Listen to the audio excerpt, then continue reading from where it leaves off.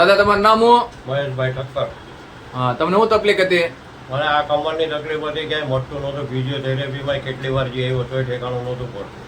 હા, પછી અમારી છોકરીએ બતાવ્યું કે અહીંયા આલો, આ પટ્ટા મારી આપે છે સાહેબ, અને એમના હાથમાં જસ છે ને ત્યાં સારું થઈ જશે.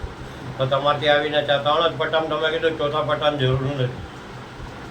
ડોક્ટરે શું કીધું હતું? ડૉક્ટરે તો કીધું હતું કે 3 મહિના આરામ કરો ને 2-2.5 મહિના ફિઝિયોથેરેપીમાં જાઓ. તો 15 દિવસ તો ગયો પણ ઠેકાણું જ ન પડ્યું કે ફિઝિયોથેરેપી. પછી ઓપરેશનનું? ઓપરેશનનું તો એમ કે અત્યારે નહીં માટે તો ઓપરેશન કરવું પડશે. બરાબર. અહીંયા વગર ઓપરેશન સારું થઈ જાય પછી ઓપરેશન કરવાની જરૂર જ ક્યાં છે? હવે આવો રેડી? હા. હાલો તો હવે.